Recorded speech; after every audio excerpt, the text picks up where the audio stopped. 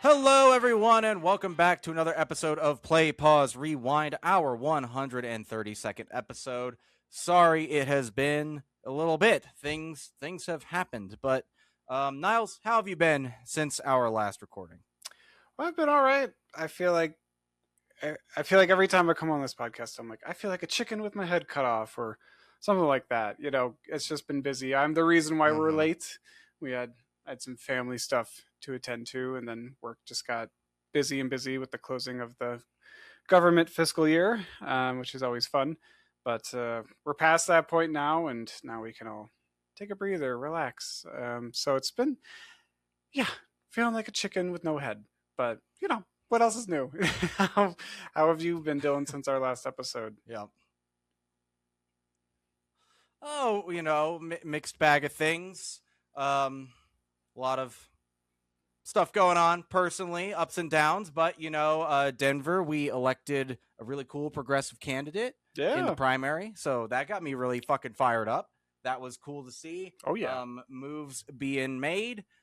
But yeah, not a lot else to talk about Mm-hmm. on the personal life side of things, but we are here to talk about a movie once again, and Yes. this time we are returning to the world of DC to talk about Supergirl. This is the follow up to last year's Superman. Supergirl follows Kara Zor-El, the cousin of Kal-El or Mm-hmm. Clark Kent, as a drunken bender leads her into a journey to save her dog and help a young girl named Ruthie on her quest for revenge against the murderous sex trafficker Krem of the Yellow Hills.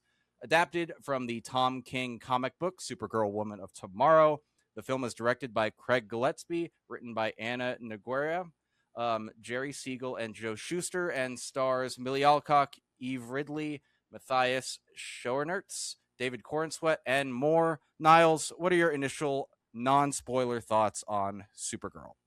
I think it's super. I do like this movie. I think it's fun, Mm-hmm. and overall, I think in the term of like the scope of the superhero genre, we're all experiencing that fatigue. I Mm-hmm. think. I think I speak for most people when I say that. So I think this one is kind of fine within that genre. I think it kind of meets the Mm-hmm. bar of expectations for like that kind of film. But that being said, I don't think Supergirl it just really didn't blow me away. I wasn't like Mm-hmm. super enthralled by it. Like it was fun. I enjoyed it, but I just felt it was a little underwhelming. Like there was like after we left the movie, I was talking with my partner about it, and she was like, "Yeah, I think the script just needed like maybe one or two more revisions, just like a few more Mm-hmm. passovers, and then it could have taken it from good to great." And I totally agree with that statement. And before we hopped on, I was doing research, and I know that it was Gillespie was the director, and but James Gunn Mm-hmm. has some influence, so I think that there was kind of some. I've just seen like some headlines about creative differences between the two of them, and I think Mm-hmm. maybe that kind of impacted the movie a little bit too. But I didn't read too far into that. Um, but yeah, I do have some other thoughts, but I'm also curious. What are some of your thoughts, Dylan?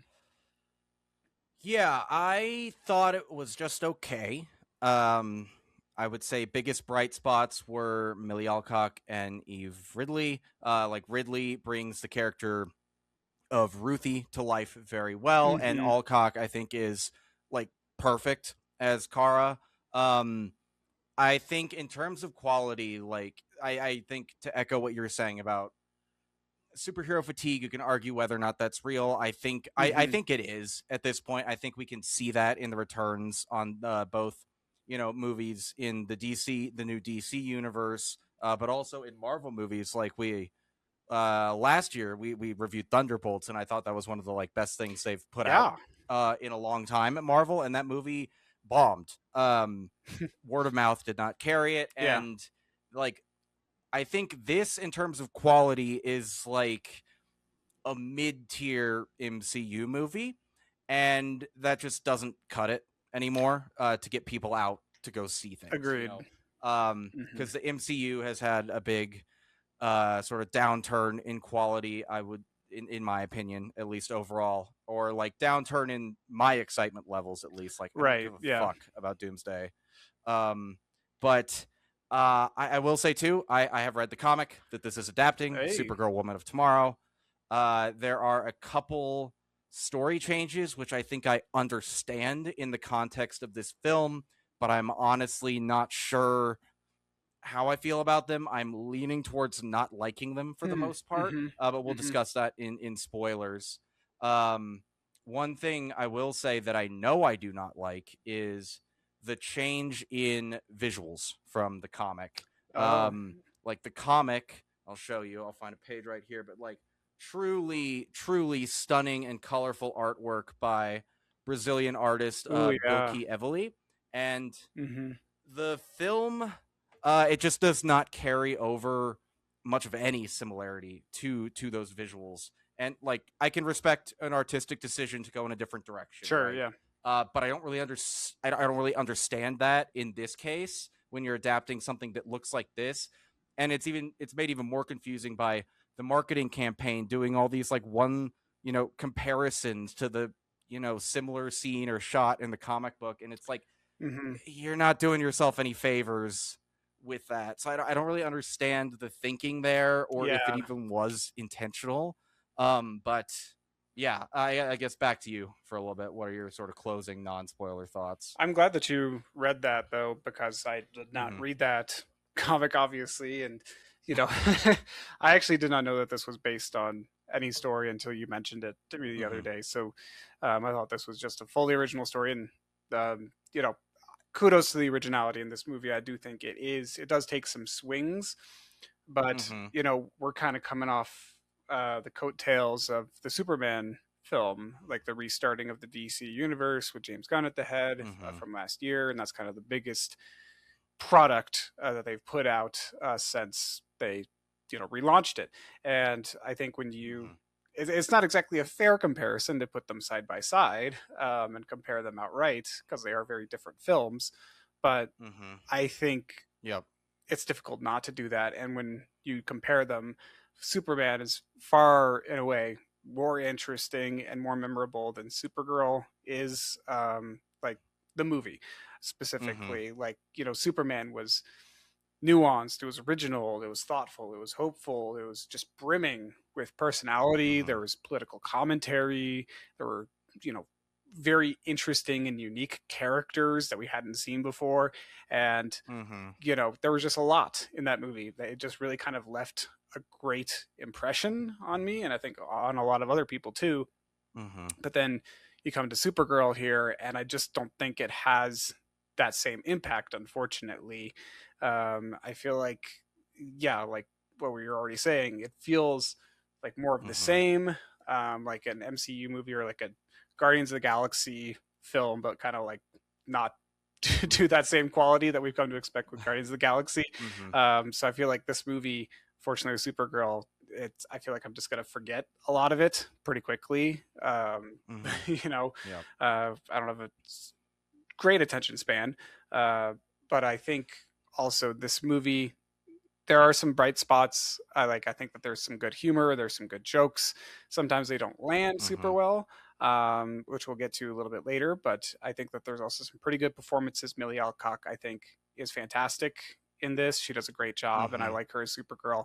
And like for me too, Lobo was a big standout. Jason Momoa's character, I really liked Lobo. I want more Lobo. I think he's Mm-hmm. hilarious. He's a great addition, and I just want more of the dude, or whatever he Cool. calls himself, the main man, I think. Can you check your mic cord really quick? Actually, it's like staticky on my end. Oh shoot.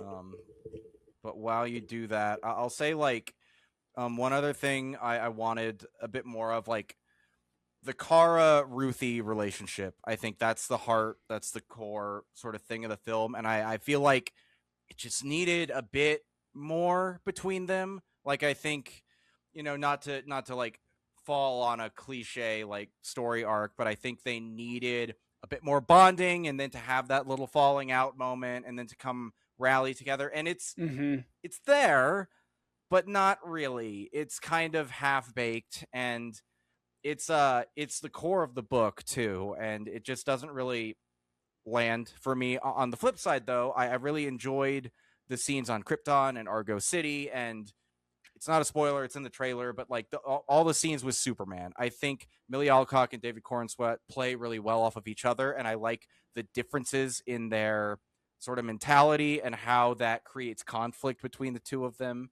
I think that stuff was really fun, and I'm excited to see more of that in Man of Tomorrow, Mm-hmm. because Supergirl will be I think a major player in Man of Tomorrow, which I think will work really well.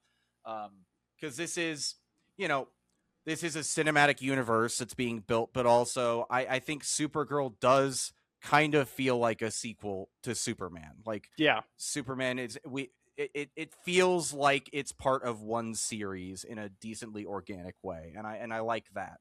And I also like how distinct this is from Superman. Like, Superman Mm-hmm. is very centered on Earth. It is a pretty, basic in a good way Superman story, and then this is like the comic it's based on. It's a space road trip, and I like that they were willing to go in such a different direction right off the bat.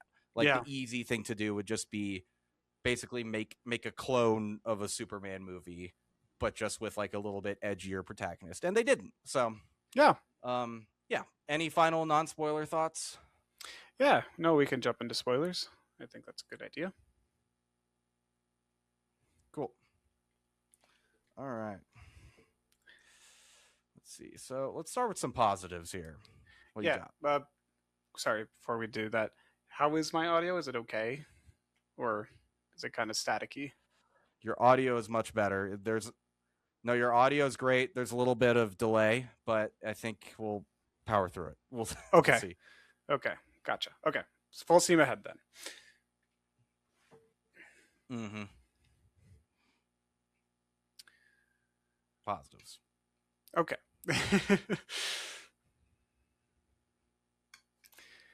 Yeah, so let's get into some spoilers into this full discussion with Supergirl. Yeah, let's start off with some positives. Some things that we like about Supergirl, the movie. I thought that there were some really cool action sequences, and like what you were alluding to in non-spoilers, I like that this is kind of just you go to a lot of different places really fast, like new worlds. I really like the whole like space bus sequence. I thought that was Mm-hmm. very interesting. We hadn't seen something like that before. And then they get robbed on the space bus. I thought that was pretty cool too. So there's some really good action sequences, and her whole like fight in space with them is very creative too, because it's like I think any other movie would just punch them, just beat them up, like you can do this. But I think they play around with the physics of the world enough where it's like, oh no, she needs the yellow sun and she needs to go out Mm-hmm. into space and like all this stuff. She kind of has to use her head because she doesn't have her powers right then. And so I think it's a creative sequence in its own way. Yeah, I agree. I think in general they find, and that's like true in the comics of both Superman and Supergirl, like when they go out into space, like they are less powerful in relation to some of the things they find out there, because they're just Mm-hmm. other super powerful creatures, and especially when they're in places like planets with a red sun, like that leaves her vulnerable to getting drunk, which is why she's there. But also she can be beaten by normal-ish guys, and Crypto can get shot and hurt, which is Mm-hmm. sort of the impetus for the story. And I think part of her arc, but maybe should have been a little bit more part of her arc, where like she's running away from her pain and being kind of irresponsible, and in doing so like almost loses her dog, right? Mm-hmm. And that could have been a bit more of a motivator, I think. But Yeah. yeah, it's fun to see her in different environments where she's not like able to just beat the shit out of everybody and has to be more creative. Right. Yeah. I think that's where it gets very interesting. And, also one of the other positives I mentioned it in non-spoilers is Jason Momoa as Lobo in this story. I think he's a great addition. He's a great fit for the role. I think he's even better fit for this than he was for Aquaman. So this is, I think, Mm-hmm. right up his alley. I like it a lot, and he's got some good humor injected with it too. And he just does have kind of this badassery, this aura about him that is just great. I love to see it on Mm-hmm. screen. It's so nice. Um, I also like, I think in the story too, Ruthie's whole thing is that she wants to get revenge for her family that was killed off in Mm-hmm. the opening of the movie, and I think Kara is like trying to talk her out of this whole vengeance idea. You're not going to get anything out of it. At the end of the day, it's just going to haunt you forever that you killed this guy. And I like that they have this angle. I think we've obviously seen that angle before, but I think it works whenever it's on screen, and I think it works here. That Mm-hmm. said, it is kind of odd. We're in spoilers here, so I'll just say it. At the end, Kara kills the bad guy. She stabs him with a sword. After she talks Ruthie out of killing him. So it's like, Mm-hmm. I don't know if this fully lands, but at least Ruthie wasn't the one to swing the sword, so maybe it kind of takes a little bit of the bite out. Yeah, and that's a difference from the comic that I'll talk about a little bit later when I go through all of Mm, those. And yeah, I'm not really sure I like that. yeah. I don't think it doesn't really make sense to me for where Kara should be at the end of the story. But we'll come back to that. I was confused at that change. It's a very, very big change from the Hmm. source material, and I don't think for the better. But That is odd that they would change that.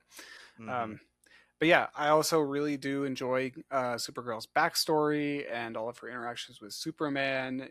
I think like I wasn't never really familiar with Supergirl's backstory, so just like having it on screen, very visually Mm-hmm. displayed and like communicated, and you see like their uh, what is their little? It's not a planet, but it's their little like settlement floating in Oh, the space. city.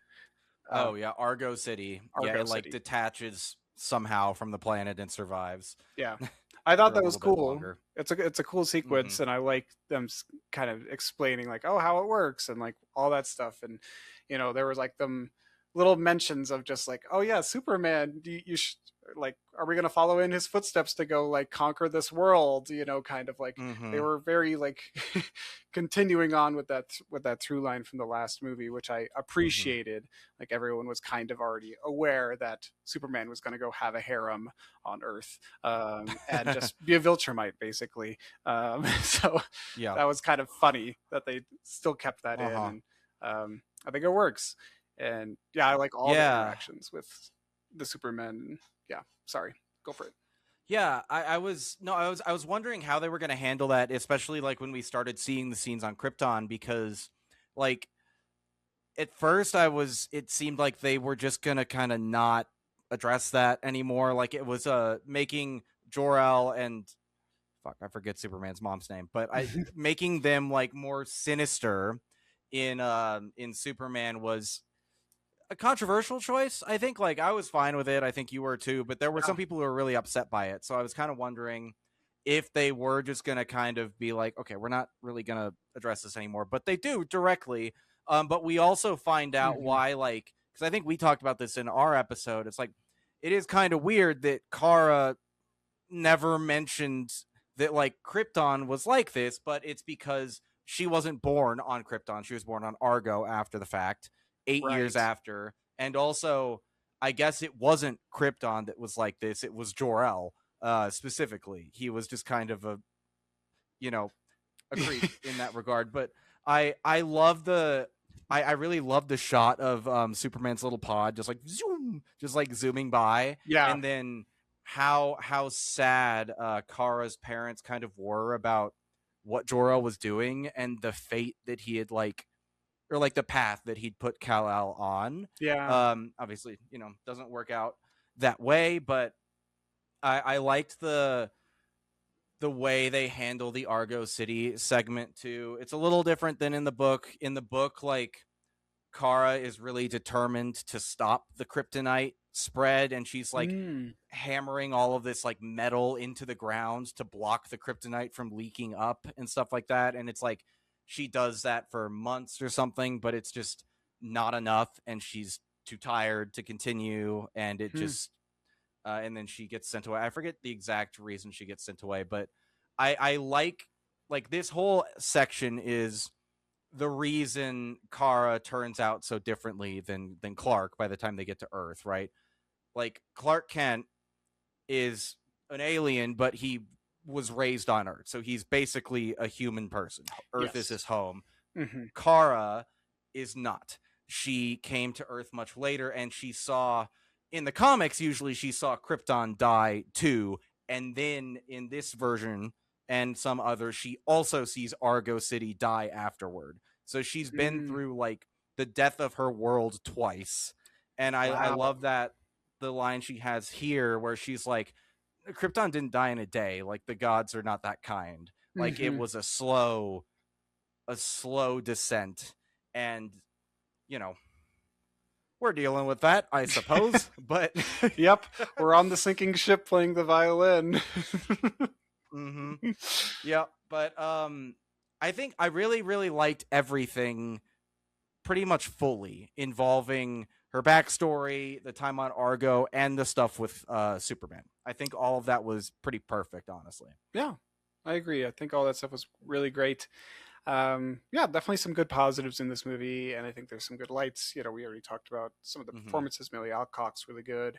Um, uh, the Mm-hmm. actor for Ruthie, I'm blanking on her name right now, but she did a fantastic job as well. Eve Ridley. Eve Ridley, thank you very much. Mm-hmm. But yeah, I think that there are some things that could have been a little better in this movie. Um, Mm-hmm. I did like the humor when I got the jokes. There were a lot of jokes, actually. There were a lot of good, funny little bits. I just Mm-hmm. think that they kind of flew under the radar a little bit, and that they Okay. weren't Mm-hmm. like as they didn't have a good landing, I guess. And I can't really place Mm-hmm. my finger on why, but like there's one that comes to mind. Um, Kara and Ruthie are having this back and forth about like Mm-hmm. their superhero names, like Superman versus Supergirl. Right. She's like, "Why are you like? Are you Mm-hmm. called Superwoman?" And she's like, "No, I'm called Supergirl." And then she's like, "Why are you not called a woman?" Like, kind of like pointing out Mm-hmm. this odd thing about it, but then Yeah. they move on really quickly. Like it's this funny Mm-hmm. observation, but they move on really quickly, and it just feels like a whisper in the movie. And Yeah. I'm like, I Mm-hmm. feel like that's a good joke. It just needed like some time to breathe or something. I don't know, but I feel like sometimes the humor just fell a little flat in this movie. Yeah, and I think like that joke is probably like playing off of the the obvious comment, and maybe a commentary on the probably some level of misogyny at having Superman have a more adult sounding name and Supergirl a more childish one. But Yes. I think like it's one of those things. It's like it is what it is. It's just her superhero name. But I like a funny punchline that would have been, well, I guess universe building as well, would have been just like, oh, the woman was already in use by another person or something like that, like alluding to Wonder Woman. Yeah. Hmm. Because she's like, there are too many, with that name. I don't know. Yeah, I get something it, like that. but Yeah, something like that. yeah. There could have been something there, and there were other jokes throughout the film. But yeah, I think that Mm-hmm. they could have just been stronger somehow. And I wish I knew how best to critique them, but I only saw it the one time, so I can't even remember all the Mm-hmm. jokes. But I know that they were Yeah. there. Mm-hmm. Yeah, they were. Mhm. I liked the little Seth Rogen bus driver. I thought he Yeah, was funny. Not a joke, but a funny character. I like a weird little guy me in a too. movie, and we got one of those. And I like how he was just trying to like basically get to his destination and didn't want any trouble, and was kind of frustrated that all the stuff happened on his Yeah. bus. Yeah, I did like that bit. And I liked, yeah, there were some good like character interactions on the bus, like that one alien Mm-hmm. creature is like screaming at Ruthie, and then Kara screams back Yeah. at her in the alien language, and it's like, what Mm-hmm. the hell? Like she can speak that language. Like that was kind of a Mm-hmm. fun gag. But yeah, I think that there were some good funny moments, but could have been a little stronger. And Mm-hmm. I go back and forth on this other thing that I think could have been stronger too, which is the complexity of the plot. I don't think that Mm-hmm. superhero movies in general need to be very complex. It can be pretty simple, and this one has a pretty simple plot at the end of the day. Kara needs to save her dog and helps her new friend along the way avenge her family, in a way, and Mm-hmm. she saves some people, and that's kind of the plot. It's simple, but I think it Yep. works pretty well. But again, Mm-hmm. I have to compare it to Superman, and when you compare it to that plot, it just kind of pales in comparison. Like I said at the top, Superman's got a Mm-hmm. lot going for it. It's very original. It's got campy humor. It's got an interesting cast of characters, political commentary. There's just layers. It's Mm-hmm. rich. Yep. And then Supergirl, on the other hand, it doesn't take a lot of big swings like Superman did with Mm-hmm. the parent reveal, his lineage. They sent Superman to Earth to start a harem, basically, and repopulate the Kryptonian race and become like a ruler of Mm-hmm. Earth.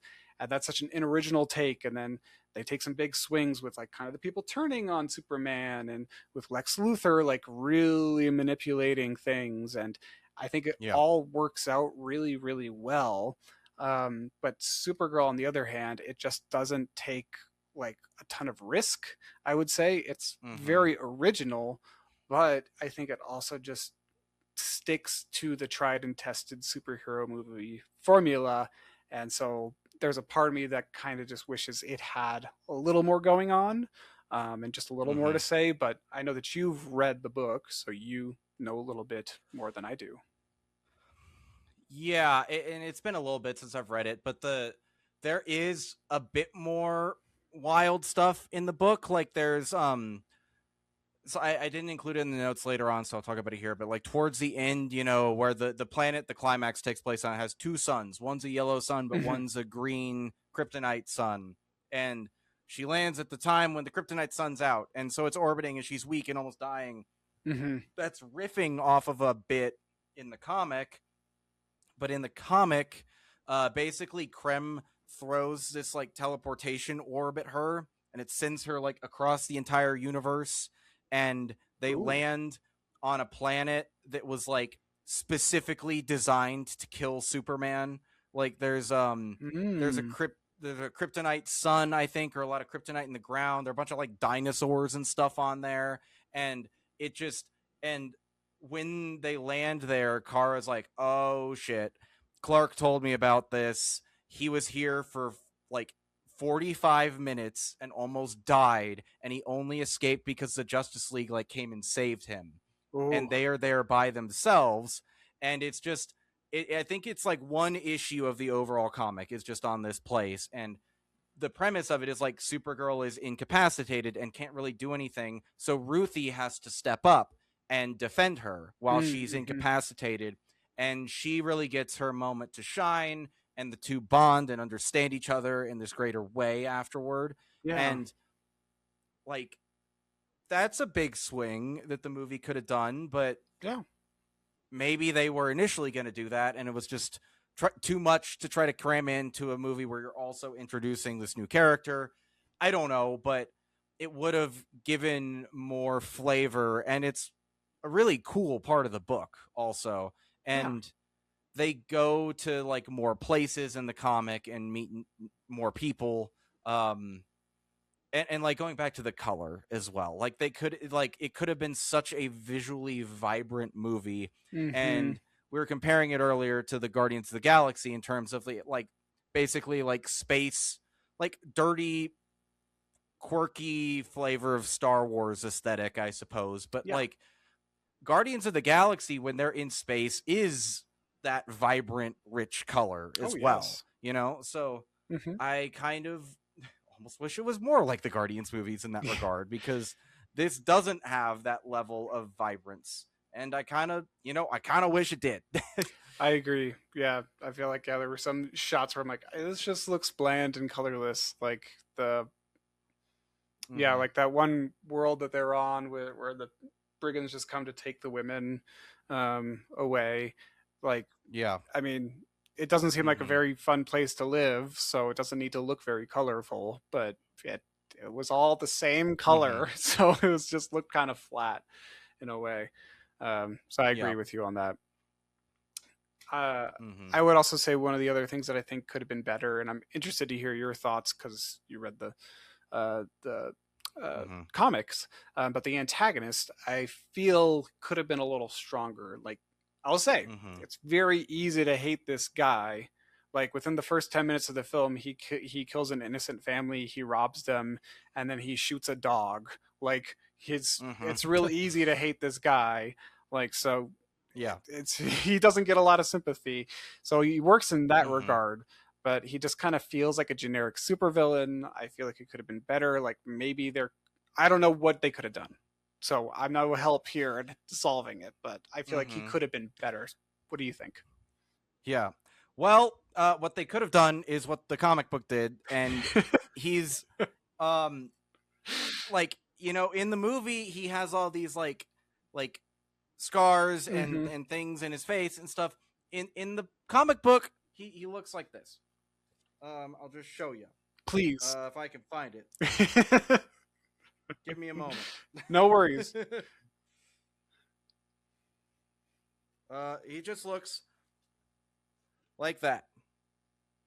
He's just a guy with a beard. Yeah, that's very different. He's just a guy with a beard, and the thing is, he's just a normal guy who lives on Ruthie's planet, Krem of the Yellow Hills. Like he leads this like bandit tribe in the hills or something. Okay. And he kills her dad. I think not her whole family in the book. I think he just kills her dad. But then he goes like Ruthie goes to seek him out for revenge, and she comes across Supergirl. Very similar scene to how it plays out. And then Krem steals Supergirl's ship after shooting Krypto. And he is not a spacefaring guy in the comic book until he steals her ship. And then he eventually like starts building up his own power and stuff once he's exposed to this broader universe. And that, I mean, I understand the impulse to make him, you know, more of the, like a bigger threat and more threatening looking as well, but it just, in the end, he comes off as over designed and more generic by leaning into more of a tropey villain, if that makes sense. Yeah. Like, the irony of making him a simpler guy in the book is that he ends up becoming more unique. Yeah, for sure. I can see that. Well, that is an interesting change on their part, to say the least. So I do feel like I want to talk about the elephant in the room, and that is that Supergirl as a movie is not doing very well at the box office. But more so than that, I feel like online I've seen a lot of hate for this movie. And honestly, having watched the movie, I don't understand where or why this hate, like, where is this hate coming from? Why is this happening? Why is this? I don't get it, you know, because I think by no means this is not a bad movie. Like, this is fine. It has some issues, but overall, I think it's a good superhero movie. And I think a lot of fans, especially probably younger female demographics, will like this movie. You know, like, I feel the female empowerment vibe in here, and it's pretty strong, and I like it. I'm 100% on board with it. But yeah, I feel like I've seen a lot of negative opinions online about this movie. And I feel like a lot of them... I think you hit part of the nail on the head as to where this negativity is coming from. Yes. There is a whole industry of people who see that and immediately pump out slop video after slop video about how it's going to be the worst thing ever. And Milly Alcock, like, whatever she says is going to be scrutinized like frame by frame to make her come off as some like out of touch bitch or something, because that's how these people get money, right? Is they're outrage merchants. But I want to touch on the box office really quick though before we carry on. So like it's bombing really, really hard, and I do want to say, like, I think I think part of that, the blame has to be laid at the marketing for the movie. It was there was not, Yeah. there wasn't much of it at all. And I honestly, for Superman didn't do great at the box office either. It did okay. Hmm. But there was like a good marketing push for that movie, and I think like our normal friends were aware of it. Whether or not they saw it depended, but Yeah. like people knew that movie was coming out. If Mhm. you asked like one of like someone from our college friend group, right? Like, did you know a Supergirl movie came out this summer? I bet a decent percentage of them would not have known. Yeah. Right. Um, I agree. so I think that's part of the problem. And then beyond that, like the movie is fine. It's not amazing. So the word of mouth is not going to be strong enough to get people in the theater. Yep. After a low turnout opening weekend. Superman was the opposite. Superman had wonderful word of mouth, and it had decent legs. It still didn't crush at the box office or anything like that, but we talked about that in that review. Like the era of this genre doing endgame numbers, I think is over. Unless you're Spider-Man. Yes. Yes, unless you're big, yeah, like Super Spider-Man or like the Avengers. Yeah. And we'll see that later this year. Like what's Brand New Day comes out I think this month, and then Avengers is in December or something. So like we'll see how much veracity that theory has with those two movies. But yes, back to the like negativity itself. For sure. Well, I think that what you were just saying too before we started talking about the box office, you're totally correct. Yeah, like a lot of these negative opinions and perspectives we're seeing online are just misogynistic, sexist, misguided. They're just doing it for the likes, for the money, whatever they can do to get, inflame their base or just inflame people enough to just like, engage, buy things, push the needle for, right. their merchandise sales or whatever, or however else they get paid. Like it's just a hate machine, and that's the whole point. And I don't think that the movie's deserving of that hate. I especially don't think that Milly Alcock, I don't think that she deserves any of the mean-spirited hate, any of the negativity that's being directed at her by people online, because I think that she's one of the best parts of this movie. She did a great job with the script, and I think she delivered on her role overall. So it's just a shame to see people reacting the way they are. Yes, and I want to also, it is misogyny, just full stop. That's all there is to it with Milly Alcock. Because I want to point out too, this has happened to Milly Alcock before her. It happened to Sasha Calle in The Flash, and The Flash is a dog shit movie. We reviewed it. I fucking hate that movie. Okay, but leading up to it, Sasha Calle was like relentlessly bullied. And why do you think she was bullied? Well, because she's not white and blonde, and they were very fucking upset about that. Because Supergirl is supposed to be white and blonde, according to these people, and you can't have anything different because, I don't know. I don't know why. But even before that, Melissa Benoist on the CW and whatever network her show was on before that, she was bullied too. It's just because they're women. They're just women on TV or in movies, and so they get bullied by these like basement-dwelling little fuckers who do not have friends. Because if they had friends, the friend would counsel them, hey, be normal. Is this how you want to spend your time? Yeah. Yeah. Like it's aggravating. It's so annoying. We have to go through this every time. Yes. And it makes it so that a movie can't just be okay anymore. It has to be the fucking best thing. And it's not just movies. It's TV, it's video games, it's books, it's anything. Like Baldur's Gate 3.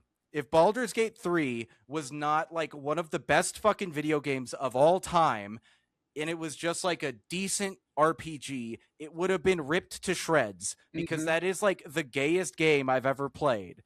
And people would like, these same people would have torn it apart had it not been so good that it just became like inoculated to their bullshit. They had to admit it was good. because it was just on that level. And it destroys criticism because you have to be able to, like we're doing right now. Neither of us thought this movie was awesome, but we're not like bullying it or anything. We're just like, here's why we didn't like it. And that this is a normal thing. This is what movie critics are supposed to do. Yeah, I think so. But, yeah. Yeah, but in this environment, it's either the best thing ever or the worst thing ever, because that's what the algorithm likes and makes you money. We don't make money, so we can just say the truth. Yeah. Yeah, we'll always give you our honest opinion. We're not just doing it for the clicks or anything. Like, we're very honest people. And yeah, we've talked about it ad nauseum about this issue before on this podcast. Yeah, it's just like the algorithm is just playing up the extremes, like just trying to increase the polarization because that's what drives clicks. And yeah, I think that's just one of the big issues of like modern pop culture fandoms. I've said it before, and I think it applies here. But you know, I think we talked about this with The Boys. We talked about this with I can't remember which other ones, but many other films and TV shows. But well, like, Star Wars stuff all the time. Star Wars, of course. Like, yeah, how can I forget Star Wars? The MCU, of course. Yeah, it's every modern pop culture fandom is so fucking toxic now. It's like every fan, regardless of your age, your knowledge, your viewing experience, your hobbies, whatever, you view yourself as the definitive expert on the IP. And so when something is not perfectly to your liking, you freak out. That's what these people do. Like online, they're like, "Oh, it's not perfect. Like her hair is a different color." You know, it's like people will freak out about these random things that they don't think are just like the most like are. They think they're so essential to the plot or to the story, and then when you add in like political and societal polarization as that's increasing because of algorithms and a lot of other things, you know, there's lots of people who feel empowered to embrace and express misogynistic beliefs, which is clearly on display here. And I feel like then online discourse just kind of gets into this echo chamber effect where it's like the ignorant are sharing talking points to the other ignorant people, and then they're repeating it and then repeating it. And then it's like, oh, I didn't even take the time to watch the movie, but this person online who I trust says the movie sucks, and here's why. So I'm going to say that too now. And it's like, come on, guys. Like, come on. We're better than this. Yeah, it's a human centipede of discourse. Like the head shithead goes and watches the movie, and then they shit out their opinion into the like smaller YouTuber's mouth, and then that guy does something, and then that guy shits his opinion out, and then one guy is like, he's just on Reddit, like he doesn't even watch videos necessarily, but he makes videos, but he gets all of his talking points from Reddit, and all the Redditors watch the other guy, so it's just this little cycle. And then it's like, I mean, yeah, because people don't fucking read. That's the problem. Not enough people fucking read books anymore. You are 100% right, though. Read more books, like, that's why all of these people like laugh at you when you try to talk about like themes or some sort of like continuous idea that goes through a piece, that they only care about plot because they didn't learn how to read a fucking book, so they don't know how to detect that stuff, and they think you're bullshitting. They're just like, it's not literally said to me, so it's not real. And I think with God. I was just gonna say, I like when the bad guy punched the other guy through the building. Yeah. But I mean, he shouldn't have been able to do that because earlier in the movie he couldn't hit really hard, and it never explained to me that he like I didn't see his bench press weight increase over the course of the film, so it didn't happen. Oh, brother. But I think with Supergirl, this movie, and also this new DC universe in general, there's a lot of fucking whining about all of it. I forget what the complaints were about Superman other than the Jor-El thing. People didn't like that. People were always like complaining that David Corenswet wasn't like Henry Cavill. But also you have people complaining about how the Lanterns show isn't green enough, even though it's like obviously trying to do its own thing and it's riffing off of True Detective. Like maybe it will suck, who knows? But you just fucking wait and watch the show. Yeah. Like maybe the Green Lantern suit that Kyle Chandler is wearing is more tinted brown because of where his character is emotionally at the start of the show, and there's going to be an arc and it's going to look more green, like both in flashbacks and at the end, which you can kind of see in the main trailer. I don't know, maybe just watch the fucking show. But also, like, and I think we have a couple things happening here. One, the Snyder Bros, they're still at it to some extent. Yeah. I don't know how prevalent that fan base is anymore. They were very aggressive at the start of this whole new DC project because their thing that they liked ended. I did not particularly vibe with that vision of DC. If it was your thing, awesome, man. The Snyder Cut happened. We reviewed it. We liked it. It capped off the series. Fine. It's okay to move on. Like worst case scenario with this new DC thing, right? Like, let's say Man of Tomorrow, the sequel to Superman, and this is the final outing, of this franchise. Because it might be with the, Ellison Paramount takeover of Warner Brothers. Who knows? Who knows what's going to happen? If that's the case, we got a few good movies. Great. Yeah. We'll see something else later. There are a lot of other problems with that acquisition that we'll have to deal with in a non-movie specific way. But, hopefully that doesn't happen. So that's aspect number one. The Snyder Bros. Yes. They're going to hate this no matter what. Yes. I feel like. Two, as we've been talking about already, Milly Alcock and Superwoman or Supergirl. Wow. Milly Alcock and Supergirl are both women. And so a bunch of people will scream that the movie is woke and therefore bad. They don't have anything else to say. They just say that, and that's enough for their audience. And then three, James Gunn is in charge at DC now. This is all of his project. And he was once fired from Disney because he made an enemy of conservatives by criticizing very vocally criticizing a specific pedophile. I don't have to tell you which one. You know which one. You know the guy he criticized, and you know why he was fired. And the fact that you know who it is means you understand that that guy is a pedophile. So all of these things converge into a toxic thing that will screech at every movie that comes out of this franchise and every show, and it's really fucking annoying. That's all I have to say about that. Oh, I agree. I think the last thing we can say on that subject, then we can move on, is just I really, really, really, really just want more people to take more walks outside, explore life, experience things. You don't need to get upset. It's a superhero movie. There's other things to pour your passion and energy into.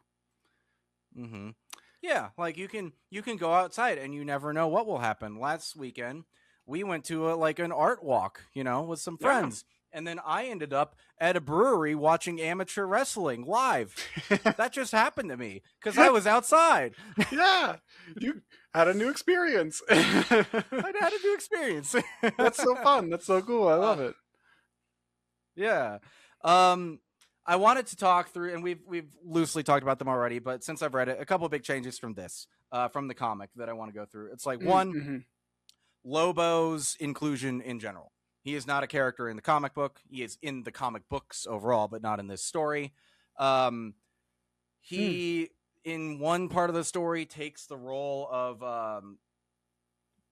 Comet, the super horse. There's a super horse unicorn thing that helps save the day. There's a lot there. I think there's a lot of lore about this horse. I think it used to be a guy who was in love with Supergirl, and he turned into a horse. Oh, I don't know. I don't. Wait, cool. Do you know about this? No, I've heard something about it. Just the fact that you mentioned that him and Supergirl dated, I'm like, oh, yeah, I feel like I've seen an Instagram post about that. Yeah, I look, tough break for that guy going from dating Supergirl to becoming a horse. I wouldn't want that to happen to me. But yeah, there's a Yeah. horse in the comic. It shows up at the end. I'll be honest, when I was reading the comic book, I didn't really understand what was going on. But um, that's fine. Also, the comic takes place over a much longer time frame. I think a couple months rather than 3 days in the movie.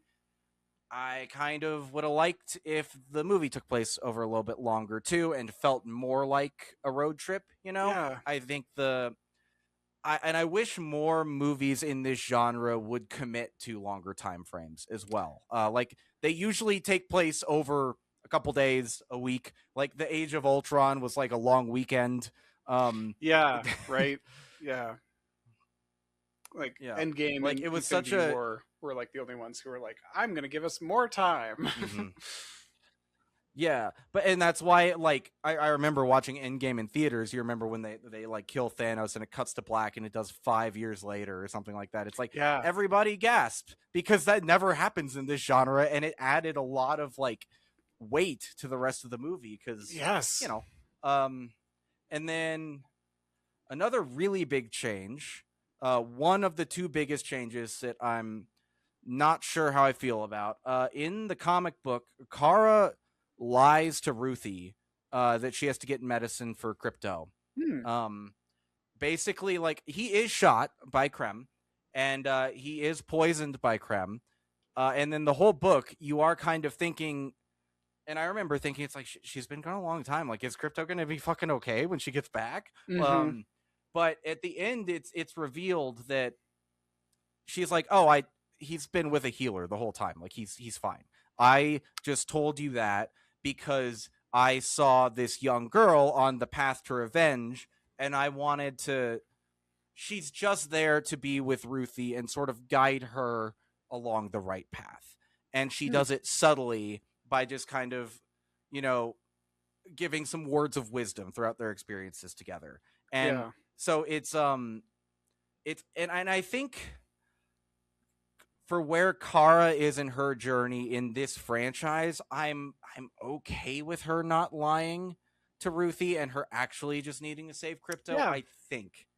But because in the comic, I think Kara's been Supergirl for a little bit longer and is more mature than she is in the movie. So I understand the change in that context. Like Kara is still growing a lot herself here. Mm-hmm. But the other big change, and I think I am more negative on this change than the crypto one. Right. Krem. In the comic, Krem does not die. They don't kill him. Mm-hmm. What they do is they beat him and they put him in the Phantom Zone. Ooh. And then there's like an epilogue to the story. Like Kara goes back to see, maybe I'll pull it up actually, to see Ruthie decades later. And here we go. Decades later, she's an old woman now. And then they let Krem out.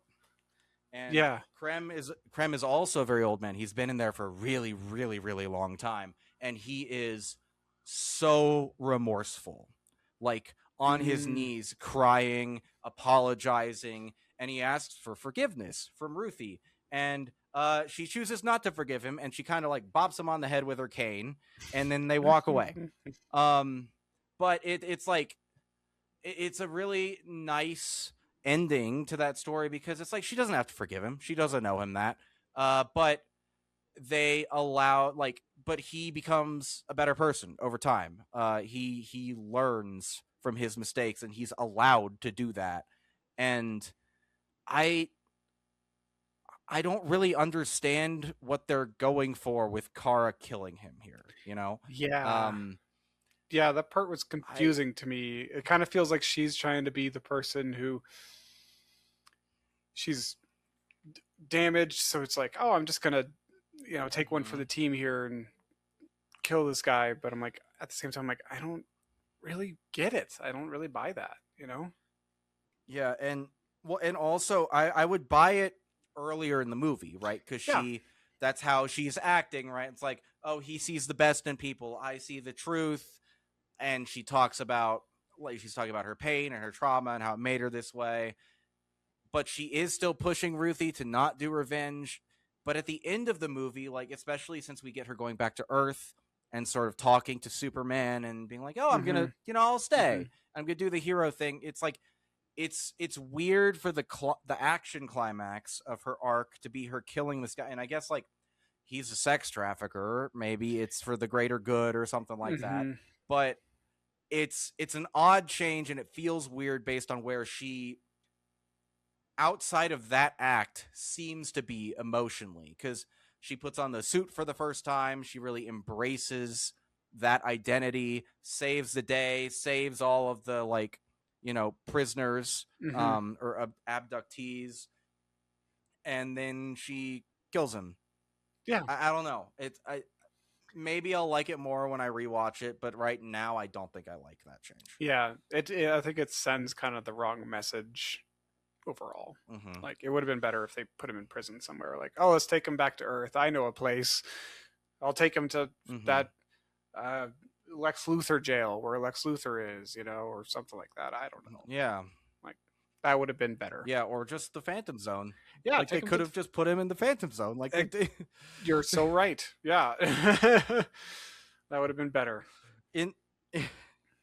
I will say in the final fight, I thought it was kind of funny when Lobo is just like driving his big motorcycle around blowing everything up on the ship. I was thinking, it's like, dude, the prisoners, yeah, they're in the ship. Me too. I was like, did they forget about them? What's happening? I'm glad that the movie remembered, and that Kara was like, oh, I gotta rescue these people, because I was sitting there watching the ship blow up, and I'm like, did they die? Oh no. That would have been so bad. But it would have been really bad. But I liked the fight scene. You talked about it already, but in the bus, I liked the gimmick with the little teleport device that she steals from one of those aliens who attacks.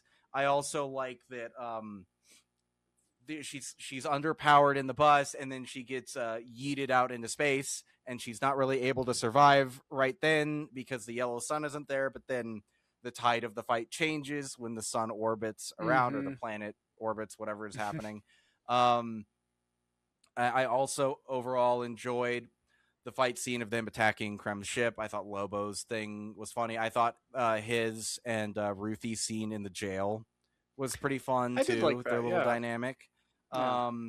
I don't know if I needed Lobo to be in it more, but I like I would have liked to see more of like the dynamic between the three of them play out, I suppose. Yeah. I agree. I will say one thing that I do agree with the internet on: the needle drop during the final fight is very distracting and an odd music choice. The cover of The Middle playing in the final fight, I don't. Yeah, I see what you mean. Mm-hmm. I don't really understand that song choice specifically.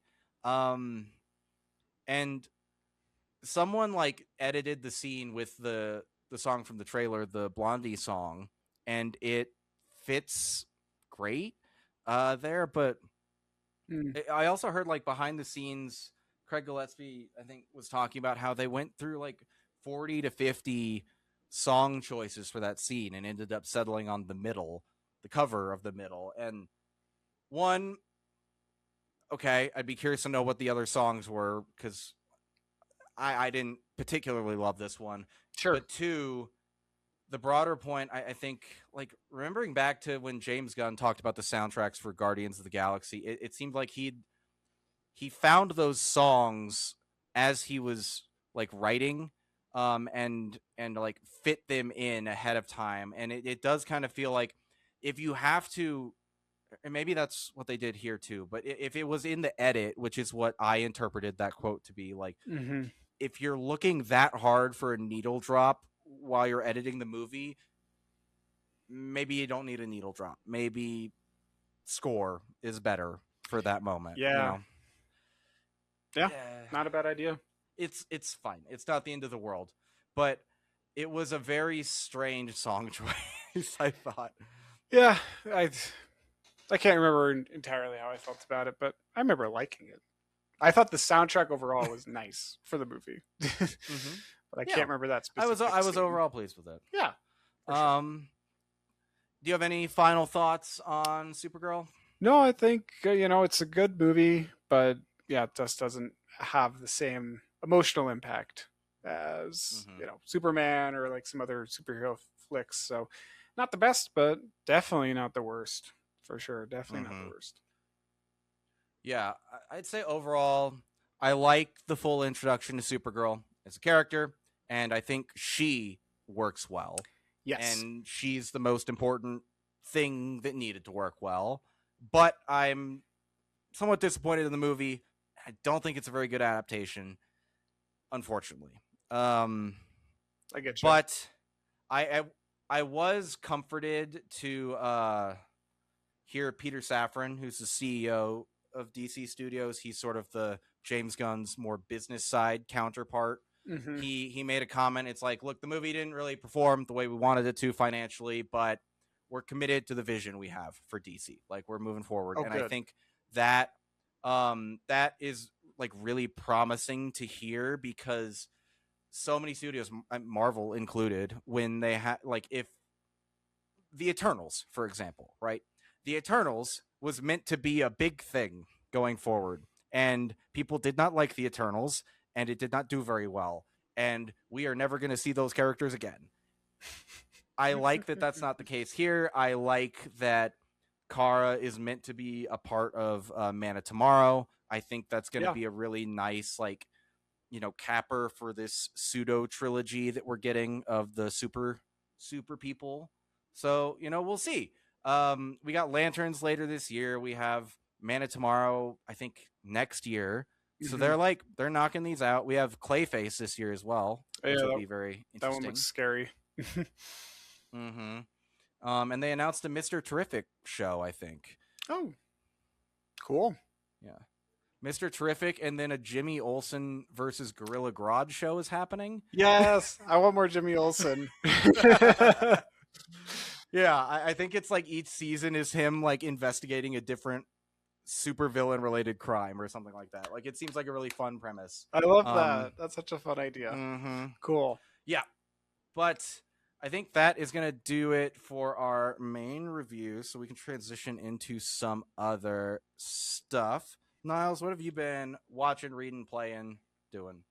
Well, in terms of media, lately we actually just finished the other night our Madman rewatch. So we've finished all 7 seasons. We got to the end. Man, it is such a good story. I love Mad Men. I think I said in one of the previous episodes, but I would put it up like in comparison to like Breaking Bad, The Wire. I think it's like that Mm-hmm. good in terms of like writing and dialogue. Like they do such a good job of weaving the character stories into like historical events or like around them, and like Mm-hmm. just Yep. it is such an interesting show, because you get so invested in these characters, and like but then they're also like kind of held back by the conventions of the time, Mm-hmm. and like they become Right. successful and you love it, but then you're like, wait a second, one of their clients is Dow Chemical. Oh no. Oh god, that's not good. Oh, they're really perpetuating the big lie. Oh, that's not good. Like they got like the most evil fucking clients of all time, like Big Tobacco, and you're like, Mm-hmm. man, I really like these characters, but they're ultimately kind of evil. Yep. But it's such a great show. It's so nuanced. It's so layered. I love it. So I'm Mm-hmm. very pleased. And like, I actually had not watched it all the way to the end before. I think I like quit out like season 6 or Mm. something like that before. So watching it all the way to the end this time, I'm very Okay. happy with all of the character endings and where everyone ends up. Peggy, Joe, and Dawn, Mm-hmm. of course. Campbell, everybody. Um, it's a good show. Would definitely Yeah. recommend it if you guys have not seen it. Um, we Yeah. also have restarted Severance on Apple TV, because the second Mm-hmm. season came out and we did not catch up in time. So we're restarting from season Mm-hmm. one, and man, that show is so good. I love Severance. Even just like because I've seen the first season before, so it's just like he's Mm-hmm. starting from the Yeah. very get go. It's just like, okay, I remember the beats, I remember the broad strokes, but like seeing the little details again, and just like, oh, that's when this character gets introduced. It's like, it's just fun to like Mm-hmm. make those mental Good. connections again, and it's 10 out of 10. It's such a good show. Cannot wait to see the second season of that. And the last thing for me that's new is we watched the Royal Tenenbaums, the 2001 Wes Anderson Mm-hmm. film about the Tenenbaum family. They're just kind of rich, Mm-hmm. and Royal, who's the head of the family, really didn't do a good job raising his kids. And then as he's older, and kind of more lonely, he wants to reconnect with his family and stuff. And so that's kind of the whole present premise of the movie, is just like trying to rekindle those connections. And I love Wes Anderson for his uh, you know color grading, the way he uses color in films, his Mm-hmm. cinematography, his symmetry. It's all very beautiful. And it's like, Yep. I think the Royal Tenenbaums was like his first big hit or something like that. Okay. Something I can't remember exactly, but like it was a big one at the time. And it's a really good movie. It holds up, I think. I will say there's like, just trigger warning, there is like an act of suicide in the movie that I didn't really see coming. Mm. But otherwise, it's aged pretty well, I would say, Yep. except for that one little note. But what about you, Dylan? What have you been up to lately? So, continuing to read Patrick Rothfuss's The Name of the Wind. I'm sort of approaching the final acts of the book. I think I still have about 200 pages or so left, but fantasy books, they're long. They're a lot of pages. So, but it was interesting because I'd sort of settled into a rhythm with the book. I thought it was a picaresque structure story, where every like very episodic, and each episode has a different sort of roster of characters the main protagonist Mm-hmm. interacts with.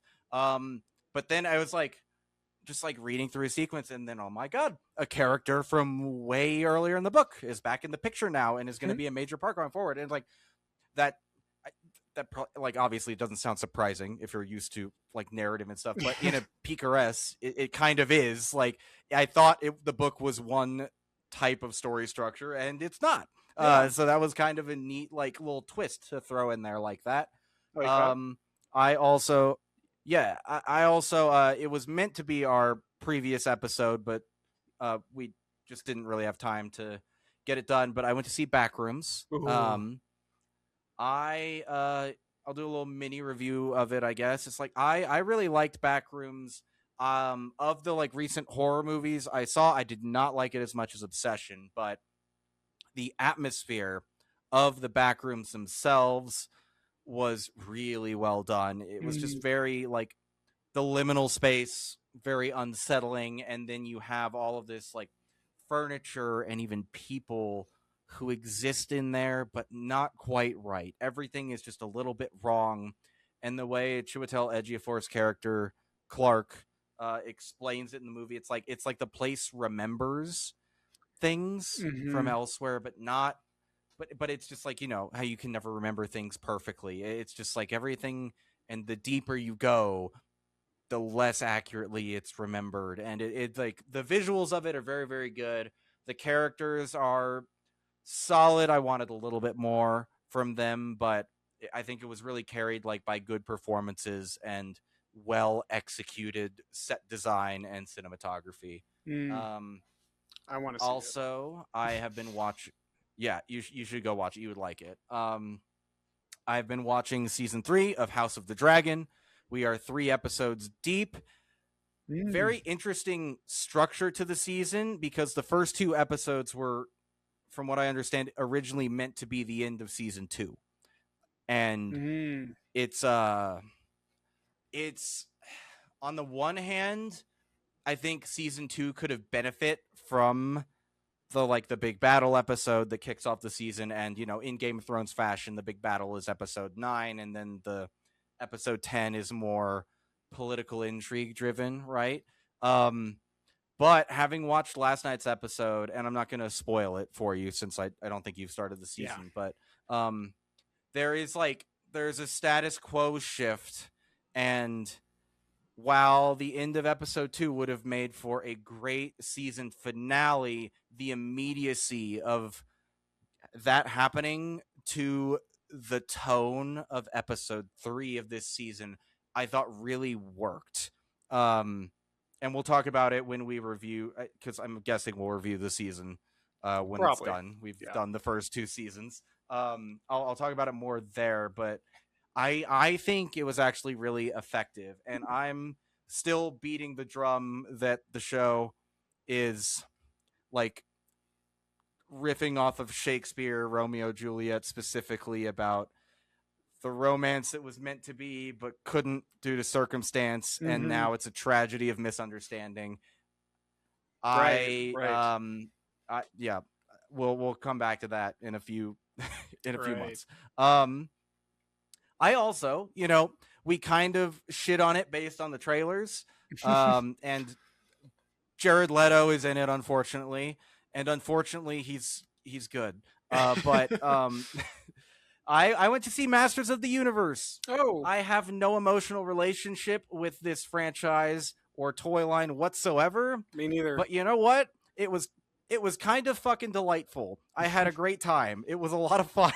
That's what I've heard. It was like, I don't know. It was just, it wasn't incredible necessarily, but it was well made. It was the right tone, like the right combination of silly and serious. Yeah. Like, and I liked it. I'd recommend it to people. Like, go have fun. It's a Why decent not? movie, actually.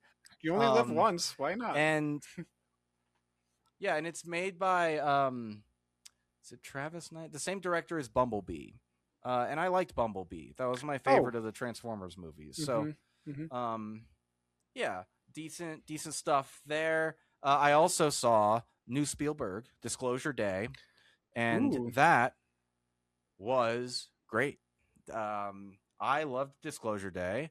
I think a lot of people may find themselves frustrated by Disclosure Day, specifically the ending, but it was a very interesting story, and I need to watch it again, and it's been a bit since I watched it, but just really great. So well made. Josh O'Connor and Emily Blunt are fantastic leads. Colin Firth plays the villain, and he has a really interesting arc as well. Coleman Domingo's in there. Great stuff. Cool. Yeah, I don't want to say too much about it, but it's about like aliens and conspiracy theories and the media. And I could see a criticism of the movie being that Spielberg is like old and out of touch with the way things work, and that it's very naive of him to tell the story this way. I'd push back on that. I think it's not naivete, it's hope and it's optimism. And he made a deliberate choice to say, like, basically the movie is a big part of the movie is about people are owed the truth and are owed the chance to reckon with the truth together. And regardless of the consequence, like, the truth has to come out, and then like the chips will fall where they may. And Spielberg, I think, displays a lot of optimism about what could happen in a situation like that. And I thought it was it's genuinely very moving. The ending of the movie also relies very heavily on the performance of an actor playing a not main character at all, which was really, really bold, and it works. I don't know. It's really good. Like, you should watch it. But yeah, it's Spielberg. Go watch it. It looked fascinating to me. So yeah, I think I'll go see that. Yeah. Mm-hmm. Yeah. There's a fantastic car chase in it too. Like, really, really stressful to watch. And then in a complete pivot, I've been playing a little like silly game with my friends called Mecha Chameleon, where you're like a little like stick guy. Yeah. And you have the opportunity to run around in these like crowded sort of like silly rooms with lots of furniture and art, and you can paint yourself. You can like lay your body in different ways and then paint yourself to match the environment. and then it's hide and seek. Basically, it's hide and I seek. love that. That's so fun. I've seen little clips of it It's- online. I haven't played myself, but that looks like a grand old time, honestly. It is indeed. But that is going to do it for us this week. Apologies for the delay in our episode release. You know, life happens. We'll be back hopefully in 2 weeks to review something. Something. I don't know. We'll find something to talk about. Yeah, we'll figure it out. I will also link our Superman review in the description. But until our next episode, Niles, where can people find you online? You can always find me right here on this podcast, Play Pause Rewind, but you can also find me on Instagram at Niles Got No Styles. But Dylan, what about you? Where can people find you online? On Instagram at DylanD1026, on YouTube at D-Day Movies, on Twitter at D-Day Movies, and like Niall said, you can also find me here at this podcast, Play Pause Rewind, as well as our second channel, Play Pause Rewind Videos. We do our best to post an episode every 2 weeks, and we really love doing this show. So thank you for watching and listening. Please share with a friend if you enjoyed the review, and we will see you guys next time. Goodbye. Bye.